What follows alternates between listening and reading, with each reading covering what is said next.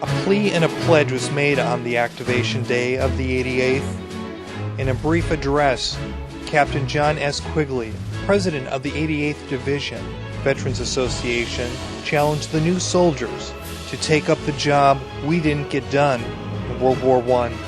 The torch passed on to us by the men of the old 88th. Their faith will be sustained, their record maintained, and the glory of the colors will never be sullied as long as one man of the 88th still lives.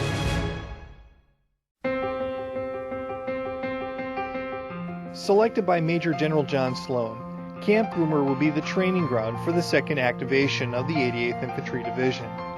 Formed by mostly draftees, the first group of recruits started training on August 3, 1942. Being willing and able, we went through what we had to do, good and the bad, even dig a ditch and having a match thrown in there and cover it up. You had about 8 weeks of individual training. That's learning to march and all that kind of thing, and learning to fire your weapon.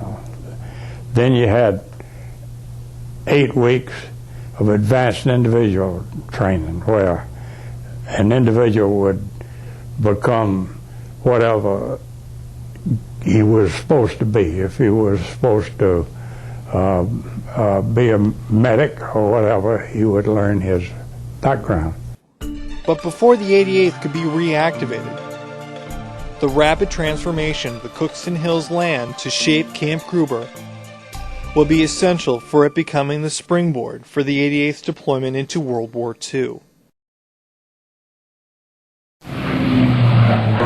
Just 8 days after the Japanese attack on Pearl Harbor, President Roosevelt issued Executive Order 9282 on December 15, 1941. The executive order established the creation of an infantry training center for the U.S. Army's 8th Service Command in Cookson Hills, Oklahoma. This new infantry center would span over 65,000 acres of eastern Oklahoma near the community of Braggs. Construction officially began in early January, and by February the camp was named Camp Gruber after Brigadier General Edmund L. Gruber. It was all, you might say, temporary barracks construction and the usual construction. Had room for the division, 3 regiments, the artillery, and the supporting unit. Camp Gruber would become the second place the 88th Infantry Division would be activated to defend its country. At its peak during World War II, Camp Gruber housed and trained over 44,000 soldiers, employed over 4,000 civilian workers, and contained over 3,000 German prisoners of war. A 3 million-gallon concrete water reservoir was also built in 1942 to provide water for all the soldiers and civilians on post. Water was brought in from the Greenleaf Lake, held and distributed from the reservoir to the post. Today the reservoir is an empty cavern with dense foliage covering its concrete walls, making it unrecognizable. Today, skeletal remains of the barracks reside where thousands of soldiers were housed. Some buildings still have the original chimneys, serving as a monument and a reminder to what used to exist.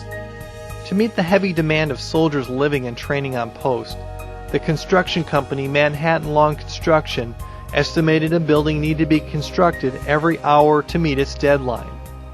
This challenge posed no real problem for the company because at Fort Riley, Manhattan Long raised and built a building every 38 minutes. Not far from Rome-Arno Road, a road named after a campaign in World War II the 88th Infantry Division fought bravely on, are the original parade grounds. This field was used to inspect and parade soldiers.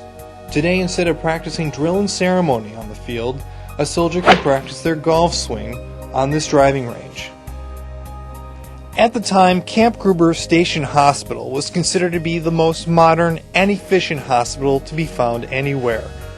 Today, the footings and cement piling piers are all that still stands from where the over 1,600-bed hospital used to be located.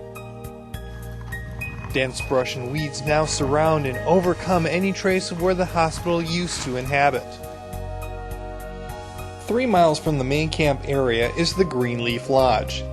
The Works Progress Administration built the Greenleaf Lodge in 1937 and it served as one of 2 officer clubs on Camp Gruber.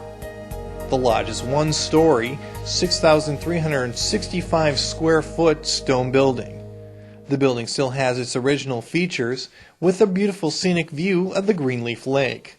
The Oklahoma National Guard still uses the lodge as a recreational area.